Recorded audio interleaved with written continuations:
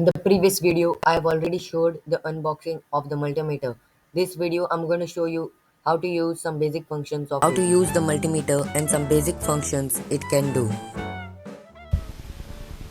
So now let's start with the connection of the probes. The black probe always goes in the center jack, which is the COM or common jack.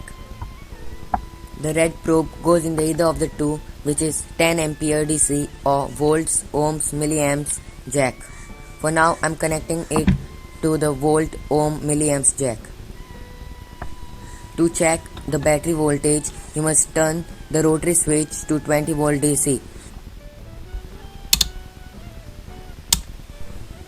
Now connect the probes to the terminals of the battery and you'll see the voltage displayed on the multimeter.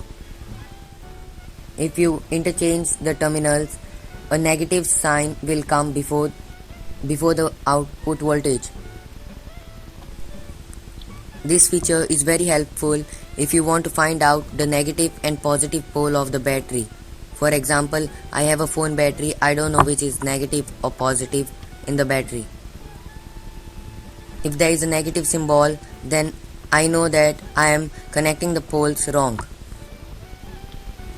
Now to check continuity, turn the rotary switch to the continuity mode or the Wi-Fi type icon.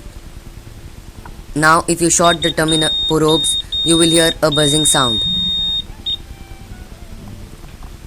Now connect one probe to one end of the wire and the other to the other end of the wire. If you don't hear a buzzing sound, you know that there is a short circuit or there is a cut in the wire. To check if a transistor is NPN or PNP, do the following.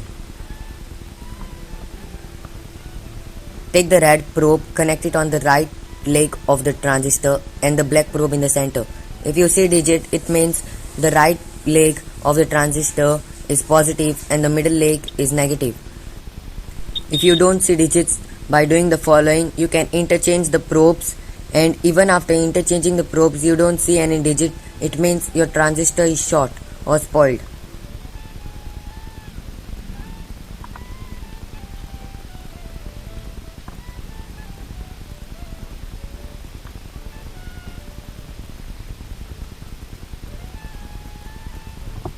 Now we'll learn how to check a LED. First we'll learn to identify its poles. If you buy a LED from the store, the longer leg will be the positive and the shorter leg will be the negative. Otherwise, the thinner side will be the positive and the little bigger side will be its negative. Now connect the red probe to the positive leg of the LED and the black probe to the negative leg of the LED. If it glows, it means your LED is fine. Now to check a capacitor, take the red probe, connect it to the positive and the black probe to the negative. The negative leg of the capacitor is the side with the negative band. After connecting the probes to the capacitor, the numbers will keep on increasing and then suddenly drop to 1. This is because the capacitor has some energy stored in it. If you do it again, the numbers will drop down faster. But if you hear a beep sound, it means your capacitor is spoiled.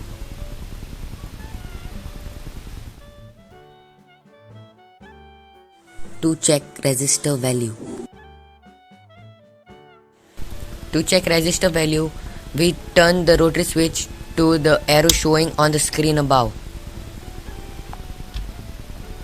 First, we'll turn the rotary switch to 200 ohms and check if there are any digits showing on the display.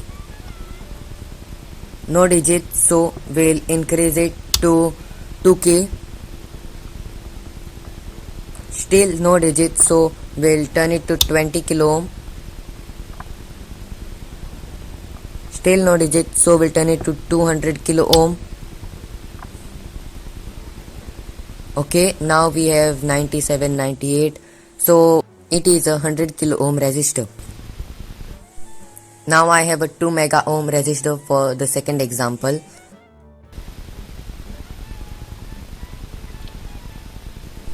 Again we do the same process. Turn the rotary switch to 200 ohms. no value, so we turn it to 2 kilo ohm. Again,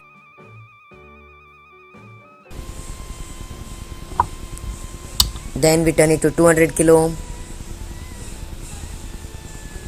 then to 2 mega ohm.